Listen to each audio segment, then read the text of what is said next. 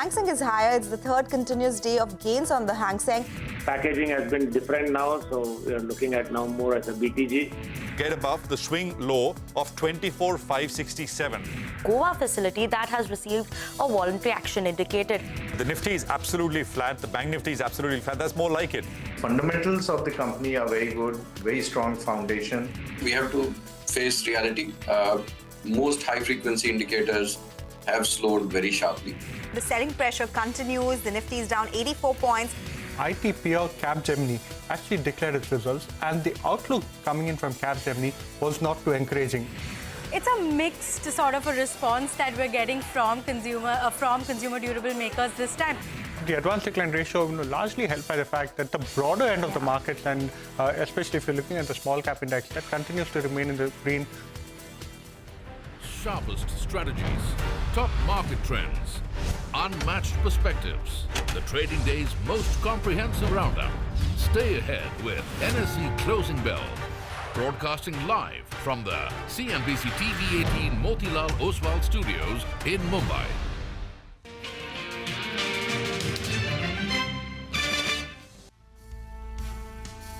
Sort of uncertainty and this, sell the bounce kind of a mindset is still not completely over and done. Well, and after a while, the Bears are on top in this series, right? It's been 4 series since they got any taste of good luck. And in fact, this series belongs to them. So they're the ones with the ammunition. And that's why we're seeing that the market is, as we speak, at the low point of the day. But very often on monthly expiry day, things can turn around in the last 60 minutes if either party gets very, very confident. And as we speak, there is aggressive call writing that's taking place. So we'll have to see whether they get stumped on the wrong side. But for the time being, the Bears are on top. And the problem is the Nifty Bank has broken that 51,500 mark. We're 150 points below that mark. So I think we'll have to watch that. 51,500 is the crucial Nifty Bank mark that I'm looking at. All right. Not forcibly trying to find a silver lining, but, it's largely IT. I mean, if you want to take a look at the pressure, the market is down 160 points, and 130 out of that 160 point cut in the Nifty is for IT services stocks. And I think that, now, of course, you can say, well, if you exclude this, market would be here, market would be there, and that is little meaning. But for what it's worth, market breadth is positive, strongly positive. I mean, about 1650, 1700 stocks are higher for about 1,000 stocks which are lower on my screen. And as you can see, it's Infi, TCS, HCL Tech, Wipro. It is the IT pack which is doing bulk of the damage. Broader markets are doing actually much better just in terms of what is up and down. So L&T is, of course, pulling for the bulls in a big way. 60 index points single-handedly from that one name. It's just that it doesn't have too much support from many of the other Nifty stocks. For the Nifty Bank, as Nigel said, 51,500 is important. Basically, around 51,500, 51,450. It's a 20-day moving average for the Nifty Bank. Yesterday, we gave back about 1% of the 2% rally we saw earlier 2 days back. And today, we're giving back another 0.9% or so. So we're very close to it, about 100 points under the 20-day.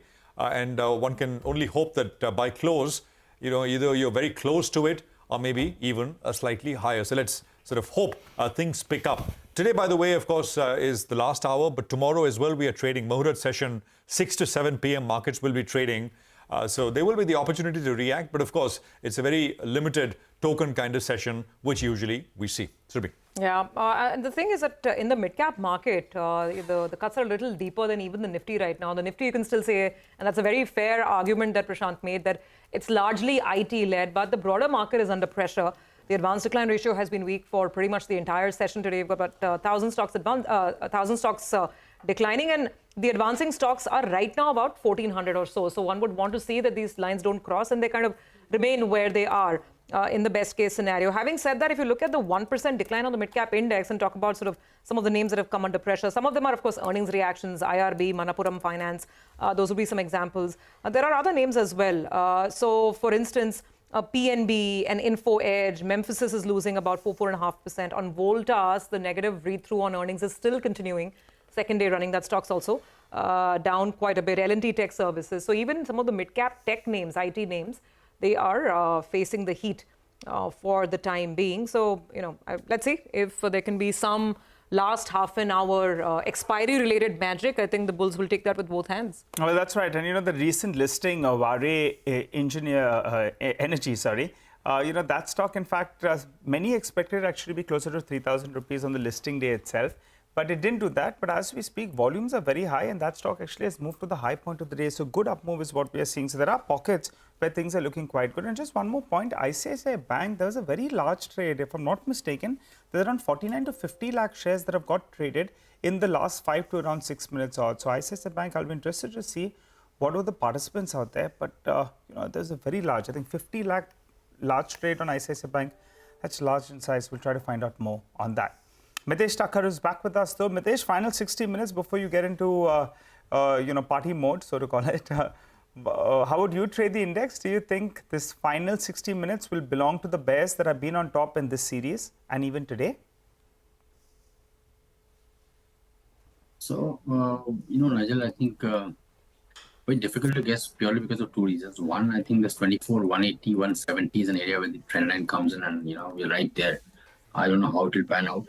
The overall structure, which was looking oversold in the last 3-4 days, we got some intraday bounce back, so we're not exactly very oversold right now. So there is a risk of breakdown, and also given the fact that the structure is on the medium-term charts is negative. I think puts just a breakdown. So in that sense, I'll be trading with a lot of caution. We are avoiding long position despite the fact that we are near the support area, because let's see some kind of sign of reversal, before you want to venture into long positions. So that's a precondition for me to, look at long positions right now. Shorting, I'm not really sure, because again, some stocks are reversing oversold levels, some stocks are not, and the Bank Nifty, which has been good, has lost in the last 2 sessions. So the way I think one can take positions is that in case you break 24, 150, try and do some bear spreads on the Nifty, not sure of an aggressive short right now. So that's the way we'll approach it.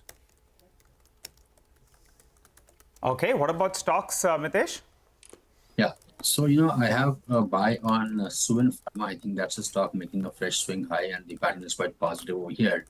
So keep a stop at about 1288 and look for a target of roughly around 1350 to begin with, though I suspect eventually 1375-80 zone is what I'm looking at. And a sell on Asian Paints with a stop at about 29.56 and a target of around 28.50. Okay, all right. Got that, Mitesh. Thanks for the calls. We'll come back to you in just a bit. Nigel, not 60 minutes, final 120 minutes for us before the party can start. Yeah. Not counting in, we have, by the way, a special edition of Editors Roundtable coming up as well. It's a, a big one. With a lot of special guests. That's what I'm saying. It's 60 plus 60. So it's 120 today, and then tomorrow we will do separate accounting for tomorrow. That's right. But anyway, I mean, it is fairly festive all around. So, the good cheer continues. Deven Choksi is with us. So let's take the conversation to him. Deven, happy Diwali to you. Thank you for joining in. May this be a very prosperous and happy year for you, your team in the office, everybody at home. So let's start with a pick, actually. Why talk about what's down today? Let's talk about, ideas, because I think the market after a long time has taken a pause. The whole complaint on valuations perhaps is sort of ebbing a little bit. Give us the one or two stocks if you were to buy for the next somewhat, which ones would they be? Hi, Surbhi. Happy Diwali to you as well and to all the viewers.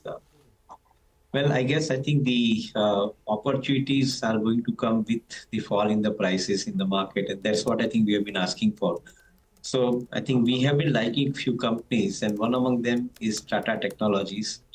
The company got listed last year. I think whatever it did in this 1 year period, it is now available at a corrected price post-listing. And that's where I think we believe that there is an opportunity out here. Both the verticals, the automobile vertical as well as the aviation vertical, both of them are showing a robust signs of growth in the business. And that's where I think we believe that this company could possibly sustain the growth, which basically it has initiated. Larger amount of revenue mix, is coming from auto today, which is probably getting balanced with the higher amount of contribution coming in from the aviation over next 2 years' time. So we remain, distinctly positive about this particular company with a complete end-to-end solutions on ER&D side, engineering R&D side, that this company is providing for their customers, including the JV that they have struck with the BMW, is something which is very interesting proposition that this company is going up. So it's again, I think, an investment idea, nothing to do with, I think, near term.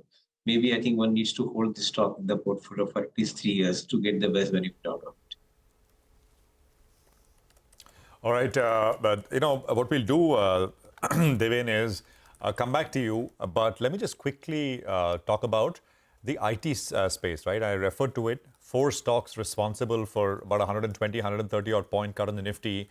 The index has been recovering, but broadly 3% down from the morning, and that's a large one. So what's going on here? Is it sort of local? Is it global? Well, let me give you a hint. It's global. Vivek, of course, has been tracking this since the morning. Vivek, tell us. Well, that's right. Yesterday, in the last hour of the trading session, you actually saw a peer of our IT company, the Capgemini, that went ahead and declared its results. Now, remember, they follow a calendar year accounting standard. And what they've actually done is they've gone ahead and downgraded the revenue estimate for the year ending December. So what is it that they're expecting now? They are expecting a degrowth of 2 to 2.4% in constant currency. Remember, even earlier they had maintained that they would see a degrowth, but the degrowth was expected to be in the range of 0.5 to 1.5. So from a degrowth of 0.5 to 1.5, now they're expecting a deeper cut from 2 to 2.4%. Not only that, even the margin band that the company was anticipating, earlier it was 13.3 to 13.6. Now they've trimmed it down, so the upper end of the band has been cut lower. They now expect it to be in the range of 13.3 to 13.4%. In terms of commentary, they've actually said that they're continuing to see quite a lot of stress as far as the manufacturing vertical is concerned. And on the back of that, a whole host of analysts have taken note of this. And today the street have taken note of this. And no wonder then you're seeing quite a lot of deep cuts across the entire IT pack today. Okay, all right. Thanks for putting that in perspective. Vivek, that's quite helpful. Let's take this back to Deven. Deven, so clearly it is this Gemini worry that spooked the entire street and how that company is interpreting the demand environment. But what is your sense? There's a lot going for IT, and many of the companies were talking about maybe some additional green shoots in the North American markets in the results season that just concluded. Would you buy this dip on IT or would you stay away?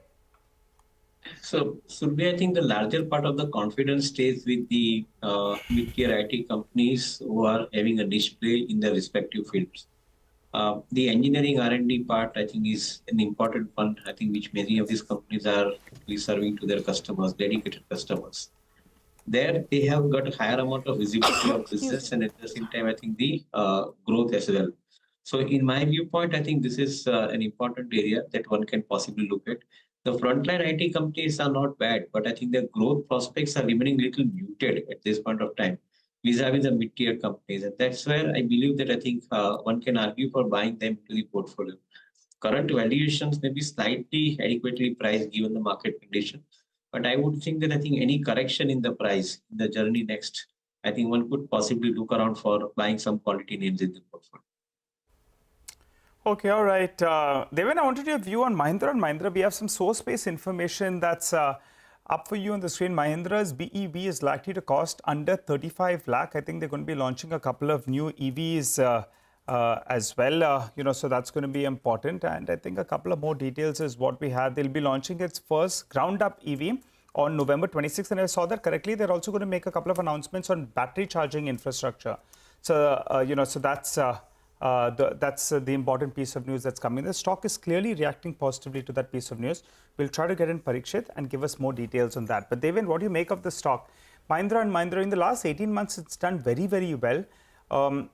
Some channel checks suggest that tractor sales as well are picking up, besides this, SUV EV part of the business that's been firing. Your view at around 2,700 rupees? Yes, Nigel. I think this is one company within the auto space which is possibly beating the entire trend out here. They have got the pending order book to execute. They have collected money in advance. So to a greater extent, I think it's a very different proposition compared to many other OEMs in the PV segment. The kind of vehicle that they have been launching at a price point has certainly, I think, given this company relatively, I think, much fresher look by the investors, because I think the business demand itself, I think they are generating through this new launch of vehicle is quite impressive. Not too sure about the electric vehicles at this point of time, but do believe that I think there is a good amount of prospects going forward for companies which are offering the right price product into the market. And that's where I think in the right kind of appeal that product should be making. That is what M&M is probably asking for, and I think they're getting it.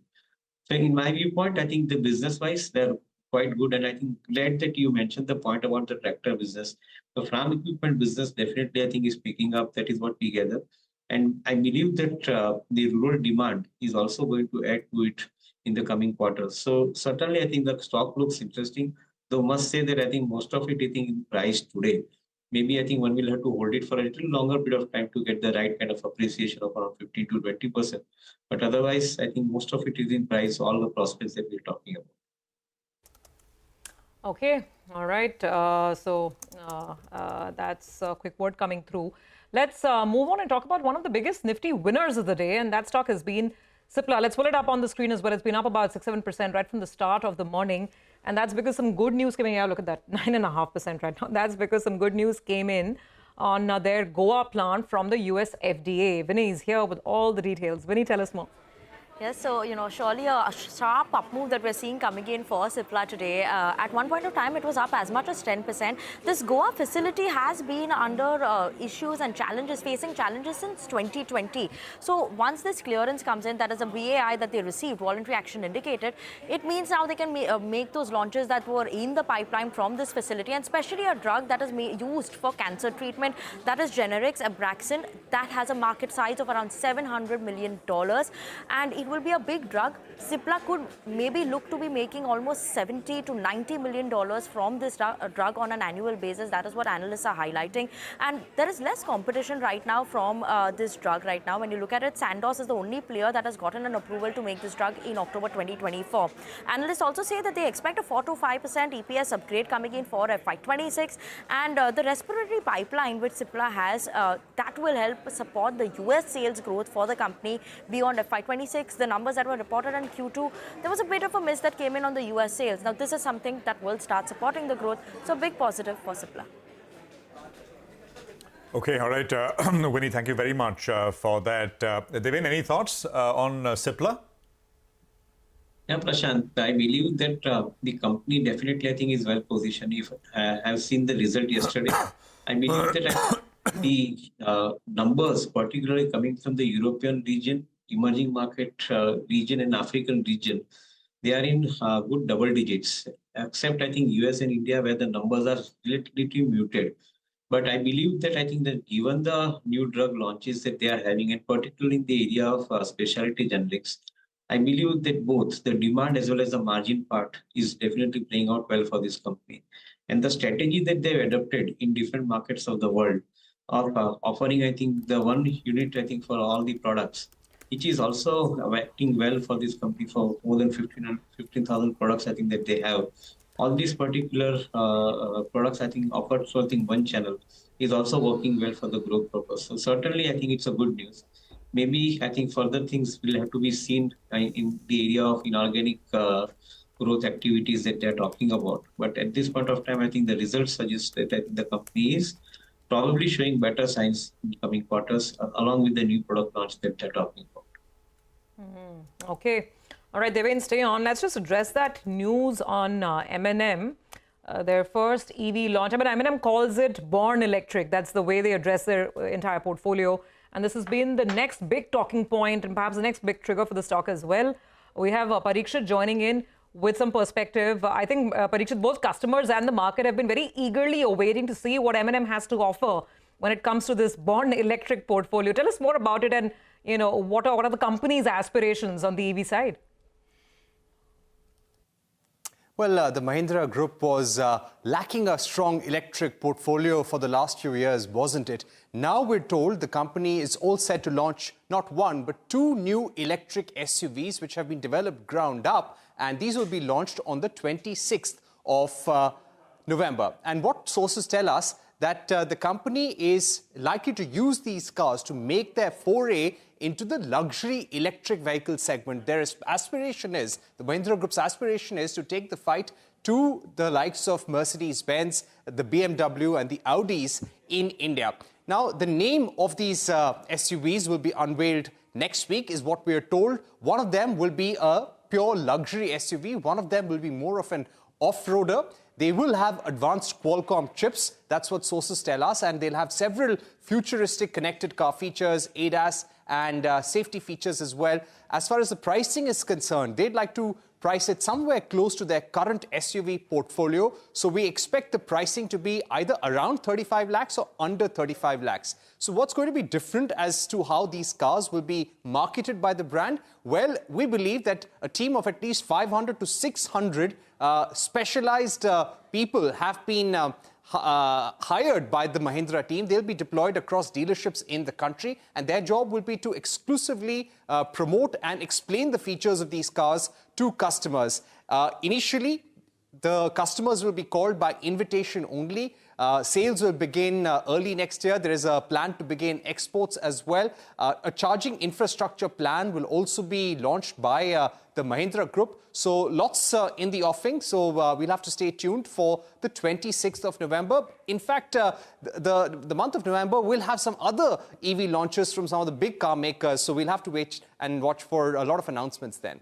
Yeah, exciting times ahead. And I think this is going to be a big one to watch from M&M. Parikshit, given that you said that they're going to try and compete with the best names in luxury here, I mean, including the likes of Mercedes, and you mentioned about 30 to 35 lakhs. I mean, what would the blended average, pricing of the M&M portfolio be now? Because, again, we're just thinking from a margin perspective, as this scales up, if they hit the right notes with these new products, then the overall margin for the company will start increasing, right, with these EVs as well. So what would the average selling price be now across the portfolio? And these ones, like you're saying, should be coming in at around 30, 35 lakhs. The average selling price of the Mahindra portfolio would be around 20 lakhs is what I would say. For example, the top end SUVs, the luxury SUVs from the Mahindra Group right now in the XUV and the Scorpio segment will cost you around 30 lakhs or a little more once you add all the regulatory costs together. The lower end variants would cost somewhere between 16 to 20 lakhs. So I would say the average selling price of the Mahindra portfolio is around 15 to 20 at this juncture. Some of the SUVs, the mid-range SUVs, have seen a drastic price cut also. That is also something we'll have to keep in mind. But considering that there are a lot of electric offerings in the market and Mahindra has to target exports as well. You have the likes of Hyundai Ioniq. Luxury car makers are launching a lot of EV options in India, and the government is also trying to sweeten the deal for EV makers like Tesla in the future. That's why the Mahindra Group wants to price their new EV portfolio very, very competitively. It's an exciting market, and they have established absolute dominance in the SUV market very early on. Let's see what they come up with when it comes to the EV side. Parikshit, thank you very much for joining in with that perspective. Well, Deven will thank you as well on that note. It's been great to have you with us throughout this year for all of the wealth ideas, and we look forward to more in the new Samvat as well. Have a very happy Diwali. Happy Diwali to you as well. Thank you so much. Well, we need to take a very quick break, but here's a quick reminder. As CNBC-TV18 celebrates 25 years of excellence, we invite you to the most anticipated event of the year, the CNBC-TV18 Global Leadership Summit, bringing together visionary policymakers like Finance Minister Nirmala Sitharaman, RBI Governor Shaktikant Das, industry leaders like HSBC India's Hitendra Dave, Kotak Mahindra Bank's Uday Kotak, and trailblazing startup founders as well. This is where the roadmap for India's next 25 years of growth and global leadership will be charted. So you don't want to miss this opportunity.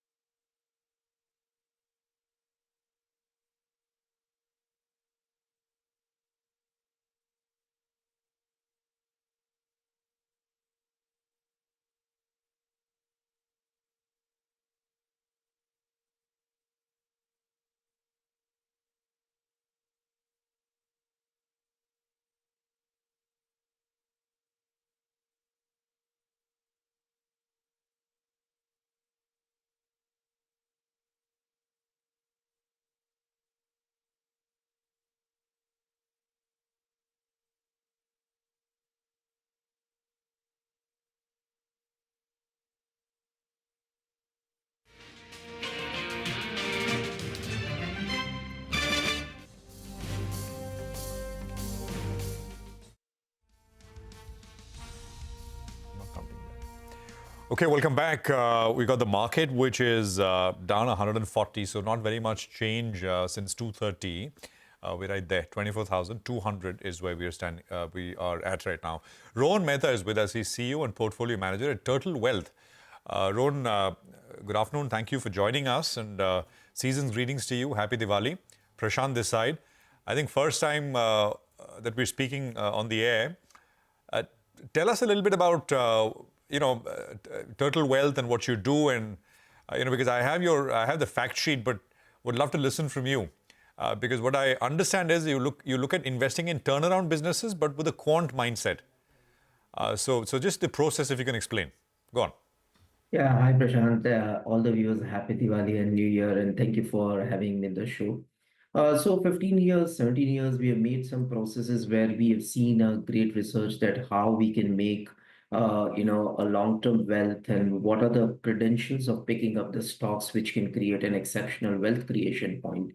And that's where our 16 to 17 years, we have invested in a lot into the quant making process, that how to pick up the companies. And in that, we have found that the best wealth creation happens into turnaround businesses, but turnaround businesses picked up not by emotion or by just, intuition, but rather than purely on the data making process. And that's where we have created a specific quant into three areas of businesses, where is the selection, allocation, and reviewing of a stock. Because generally we talk a lot on allocation, or rather selection of a stock, but very less on allocation of a stock, and nearly about nothing on how to review a stock once it is allocated. So that's where our, the fund works onto the process. We feel much ahead of a time, but I think so that's where the world is going onto quant-driven process rather than emotional-driven process. Sure. If you can be a little more specific, say for example, the reason I'm asking is if there's a turnaround stock, usually you'd want, which means you'd buy in early, right? Something is down 30-40%. And things are changing. I mean, that is, or if you by turnaround, you mean something else. But that's typically what our viewers would understand with turnaround. But when you apply quant to it, which is, mathematical things like, well, outperformance to a certain index, I mean, those things won't show because, it's at a trough. The stock's not running away. It's not, no one believes it. So how does the two square? Go on. Yeah.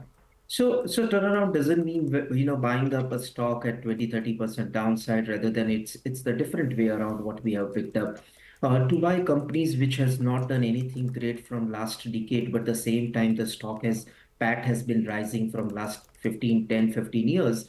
And we pick up the stocks only once the stock crosses all-time high. And that's where the whole quant changes the game. And if you've seen in last 30 years, the best wealth creation stock is when the company has not performed or a sector has not performed for a longer period of time. But at the same time, the revenues have come up higher, but the pricing have not been discounted. And there can be a re-rating in that sector. And that's where I can give you an example in 2022, could be an auto or a PSU in 2021, or maybe in 16 chemical story. These are the sectors where 15, 20 years, nothing had happened. And the first indication of a stock to do turn around is when it does an all-time high after a longer period of time. And second indication is that when the company is making a consistent all-time high profits. And the third indication is that when the company does an outperformance to its index, because that's where we buy stocks, right? We want an outperformance to index. We don't want an underperformance to index. So there are a lot of credentials to this for sure. But if you look forward for what are the top three credentials, defining all the 500 credentials, what we have done into a research, we have found that these are the three key credentials to find out a turnaround story. I can name a lot of companies into the point, but rather I can put it on the sector. And the sector comes down, a very interesting sector that would be auto in last 2 to 3 years. Hi, Rohan. Good afternoon. Good to see you in. Nigel on this side. Good to have you on the show. Very simple one. From this Diwali to next one. What's the big bet you're taking? You can mention 1, 2, or 3 stocks. Our viewers will love it. Yeah, first of all, being a quant, we don't take bets, we see the data. So I'll tell you something which is very different onto the show is we are taking a very big bet on silver. ETFs are not on the MCX side on the silver, but look at where the wealth has been, the value has been there into silver, and specifically in the quant side also, silver looks very well. Where our portfolio, we have 10% of the silver ETF. Also, in the same side, we have created something. We are looking forward for companies which are pure into the consumer durable side. Companies like Gillette.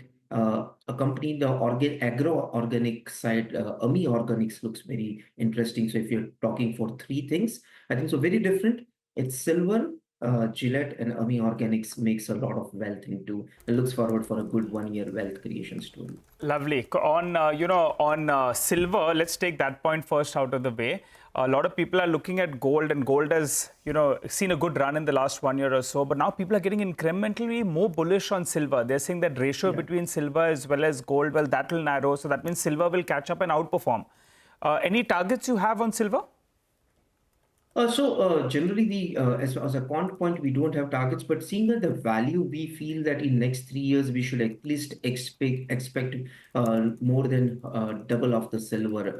I would be not surprised if we can do it in next month also. But yeah, being fair into it, 3 years down the line, we can expect double of the silver. And also, we are taking a very best hedge to equities also, right? So if you see this month, Nifty 500 is somewhere around 7% down, and silver is somewhere around 8.5% plus. And that's where the hedging comes into the portfolio. Gold has done exceptionally well. There's no doubt about it. But silver would create for sure a larger value than gold in next 2 to 3 years. The call on Gillette is going to be very interesting, and I'll track that closely, Rohan, because I remember Gillette in 2019, the stock was 8,000 rupees. And for the next 5 years, it did nothing. In fact, it eroded wealth. Yes. And in the recent past, I think the last 6 months or so, Gillette has seen a big rally. But if you look at it from that 8,000 rupee mark that it saw in 2019, nothing. Well, it's up only around 20%. Yeah, Rohan, you want to comment?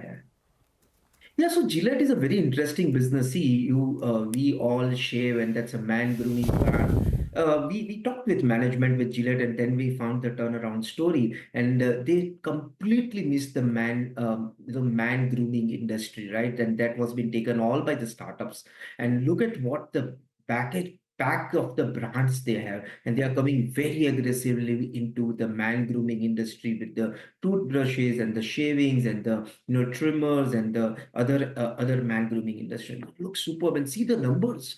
6 years, nothing has happened. At the same time, the profitability has gone at least 3x into the stock. And I don't have to talk more about the company. We are having the best management and best brand. And what a monopoly! You don't keep beard, so I can tell you that I can tell you without any doubt, the only the shaver you will have, or the blade you will have, is Gillette. There's no other alternative. It's Tina. There is no other alternative. I mean, Prashant's thinking about Tina, I think. I said this earlier also, a long back, right? Warren Buffett, 20-30 years back, he was asked why he invested in Gillette. It was one of his talks. He said, I'm paraphrasing, I don't know exactly remember, he said, men have one face, women have two legs. so there you go. That's, But anyway, it's great speaking with you. Appreciate you joining us, and wonderful chat. Have a good Diwali, and season's greetings to you as always. Thank you. Thanks. Well, I think we're going to take a quick commercial break here. We're going to come back in just a bit from now. We'll look at markets. 30 minutes to go, but at least at an index level, there isn't very much by way of change. So we're down about 130, 140 points right there. Stay with us.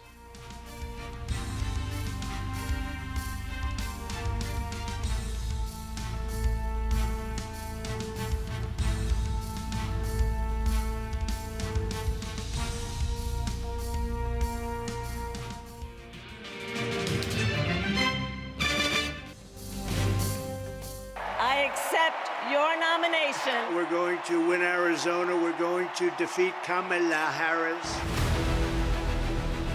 It's the election verdict the world is watching. Will Donald Trump reclaim the White House and become the oldest president to be sworn in? How will this US election impact global trade and inflation? Will Kamala Harris make history, becoming the first woman president of the United States of America? How will the next US president deal with geopolitical volatility? What next for the India-US relationship, the most defining partnership of the 21st century? Watch CNBC TV18 for the best newsmakers and the sharpest analysis. We bring you all the action live right here on CNBC TV 18.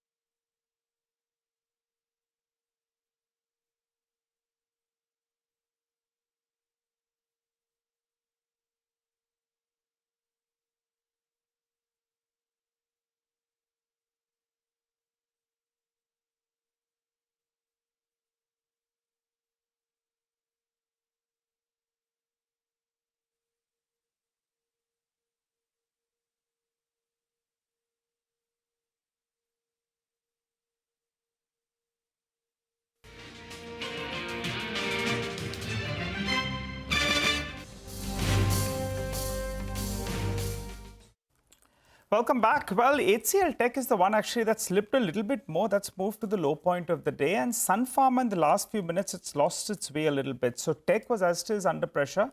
But I think even Sun Pharma has slipped a wee bit just in the last few minutes. Trent as well should come up for you on the screen. Actually, that was trading in the green. That's moved into the red. It's down close to under 1.5%. But it's a good time to get a Nimesh to help us out with what he's picking up in D-Street Chatter. Nimesh, take it away. And actually, a bit of expiry-led pressure as well. Again, there is selling, is what I understand. There is a market close basket selling as well at trading a fair desk and largely in the Nifty name. So clearly, from a flow perspective, it's a down day, and there is aggressive selling, is what I understand. The sector which are dragging the markets down is clearly IT on the back of Accenture, earnings and the guidance, and also to some extent financials are under pressure today. But the sector which has seen some bit of buying for the last couple of days is auto names, and for the second day running there is aggressive buying. And I understand Street is anticipating a strong festive demand sales, so that's something to track as far as autos are concerned. Technically, I think 24,200 is a level to watch on the downside. But again, the November series is going to be quite interesting and quite large as well. The big events to watch out for: the US election, the Fed outcome. We have the state election outcome as well, which markets will react to, and of course the MSCI rebalancing on the 14th. So, some big events to watch out. But I guess today's fall is dragged by FI selling as well. Of course, it adds to the expiries also, but there is selling in the large cap names from larger institutions today. Okay, all right. Nimesh, thanks for that feedback. In terms of specific stocks, what's on your list today? Well, the first name is AkzoNobel. Big move on that name and large volumes as well. It's generally a thinly traded stock, but the volumes on the higher side today. I understand some China investors are active buyers. And also, while the parent has already indicated that they're looking at exploring options for their Indian company, I guess the street is sensing something to come very soon, and hence a big move in that name. So that's the first stock. Second stock is Genesis Industries. There was a large block in the morning trade, nearly 4% equity got changed hands. I understand a domestic AIF was a buyer in today's block. So again, disclosures there could be quite interesting.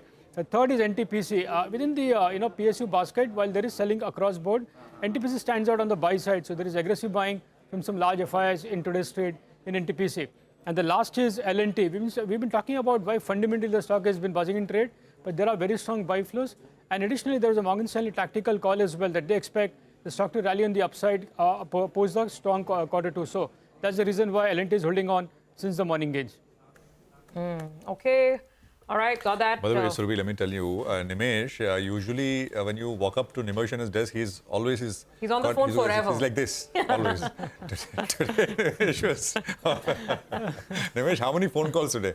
Today was not a very hectic day, Prashant, because half of the market participants seems to be on off and they're enjoying their Diwali.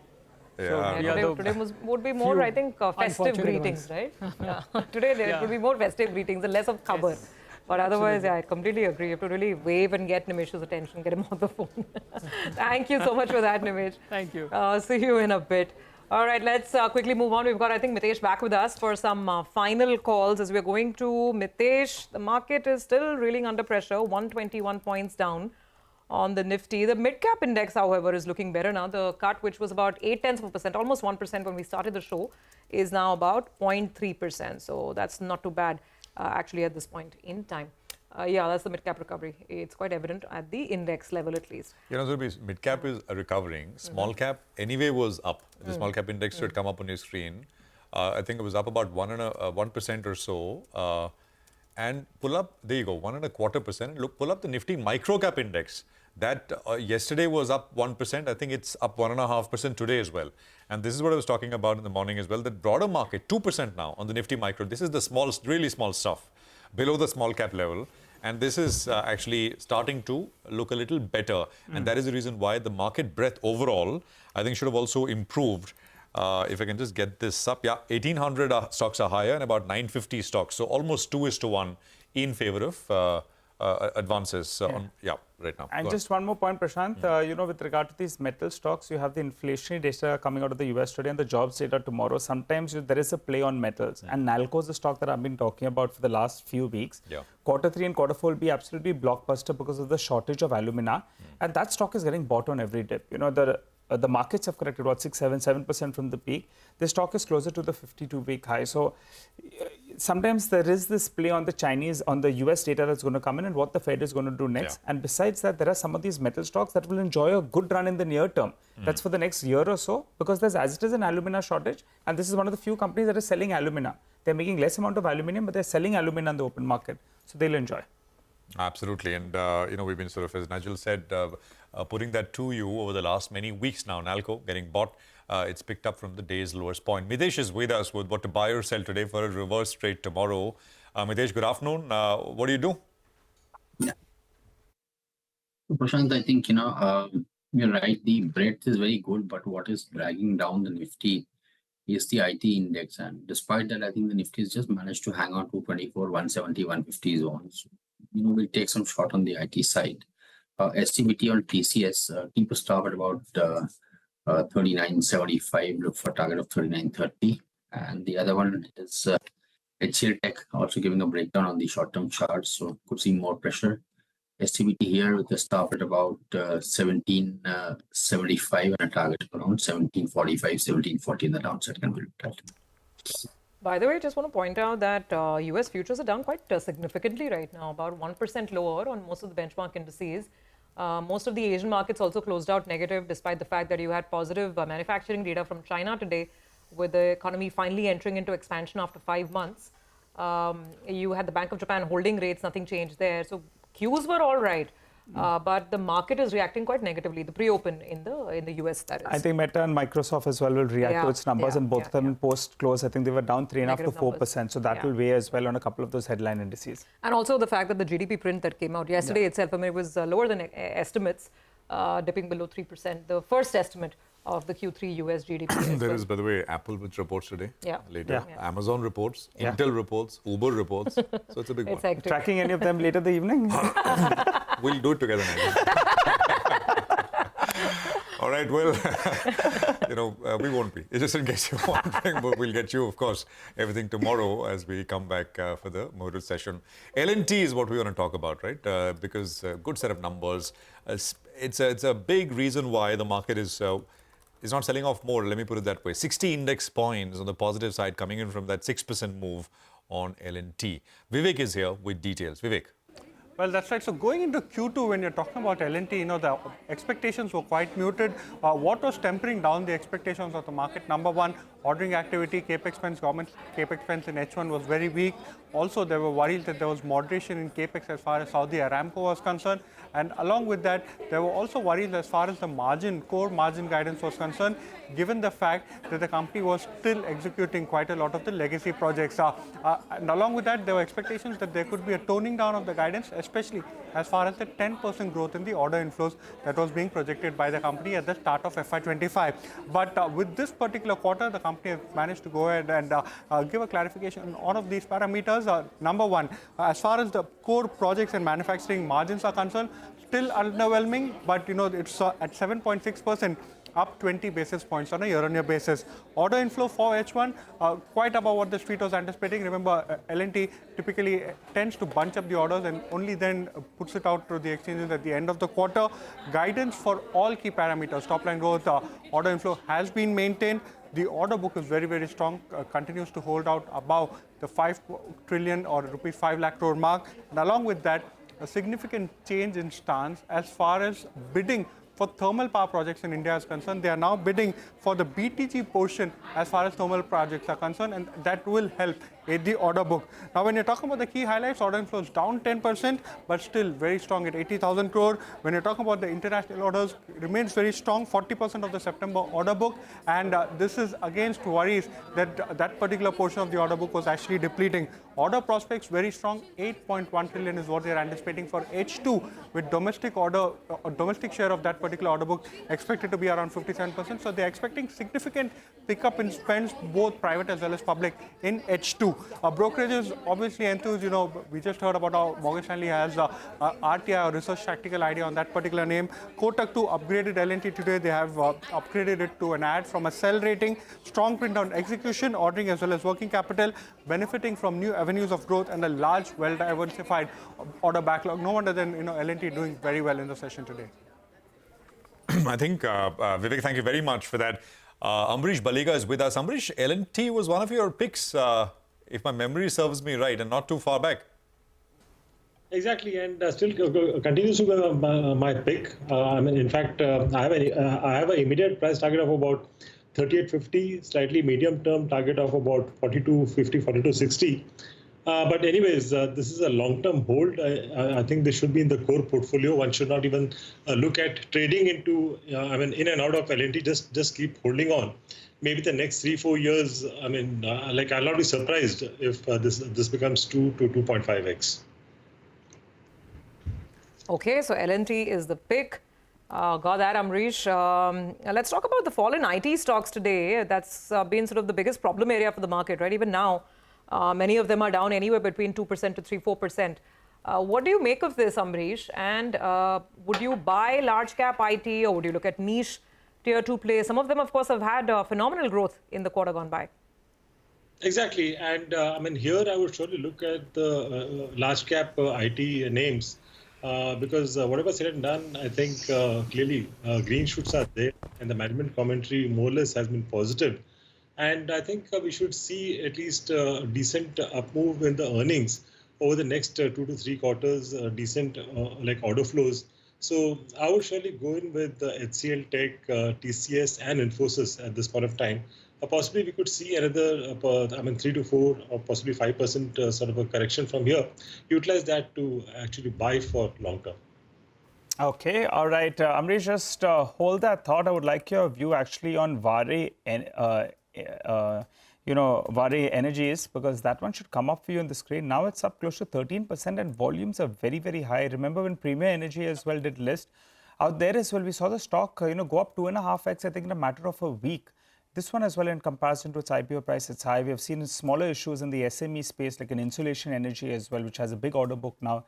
That stock, I think, has gone up 80, 90 times in the last 4-5 years. So the space itself seems to be very, very hot, and it appears it has a long runway. Amrish, stay with us. We'll slip into a break, come back. We'll get a couple of calls from you as well as wind down the markets.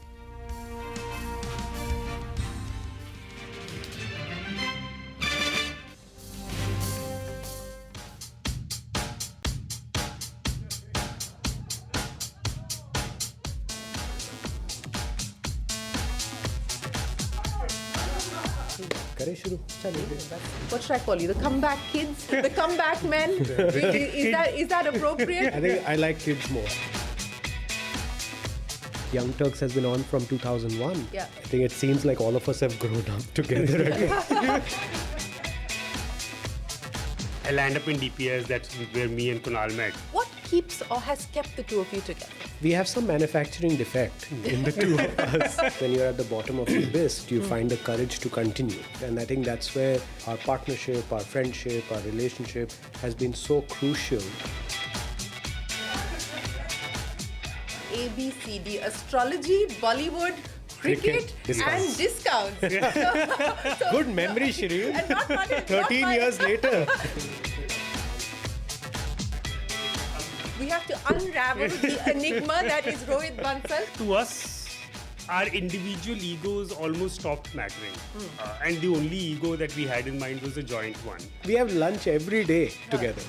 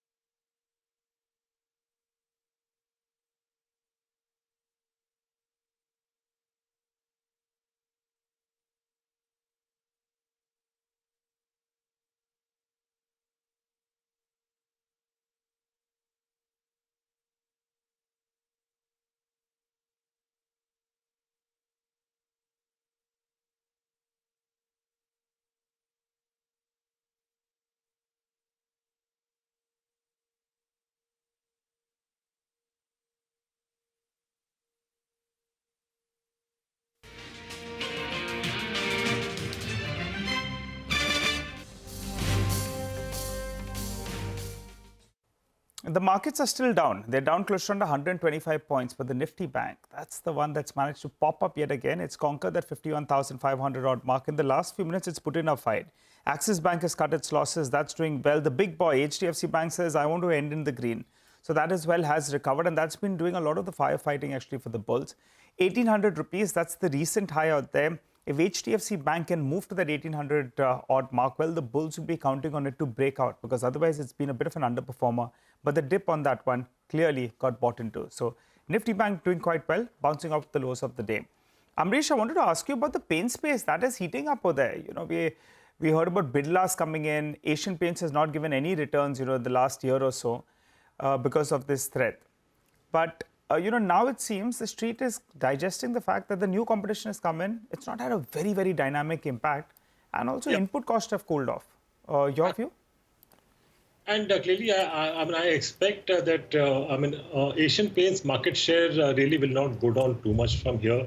Because of the new entrants, I think they will affect more of the players at the lower end than leaders like Asian Paints. And Asian Paints has been the market leader for the last 55 years, and they keep doubling their top line every 5 to 6 years. And if you look on a 3-year basis, Asian Paints has been outperforming the industry growth with a strong volume CAGR. And they've been adding dealers in tier 2, tier 3. So there the demand traction is decently good. And also the other businesses like waterproofing business has a strong traction. Even the kitchen and bath business, which is decently small, but again, that's growing at about 25-30% CAGR.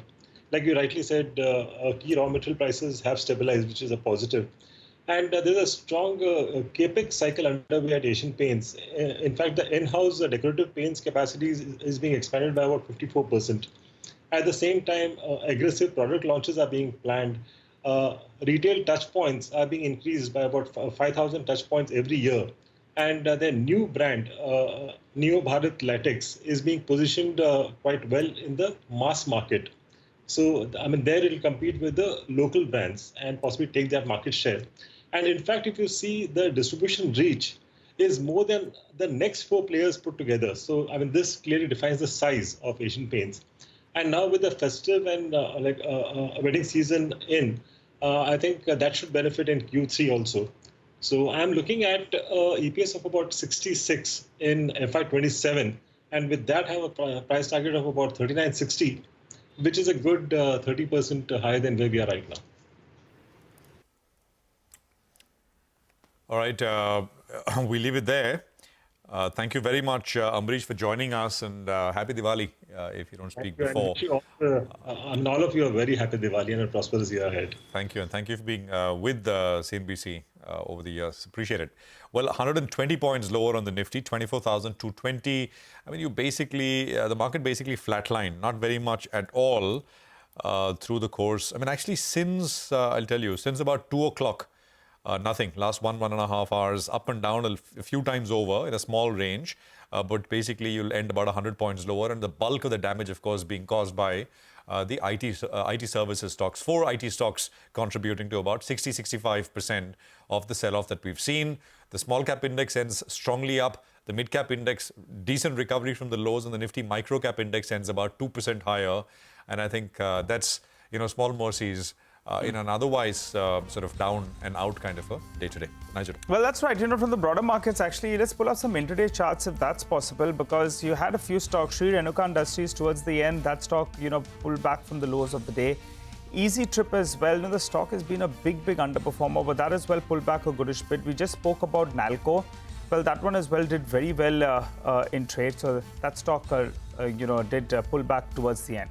But let's talk about the big movers. Pull up Tourism Finance, TFCI. The stock, I think, has seen a correction from 230, 240 to around 115.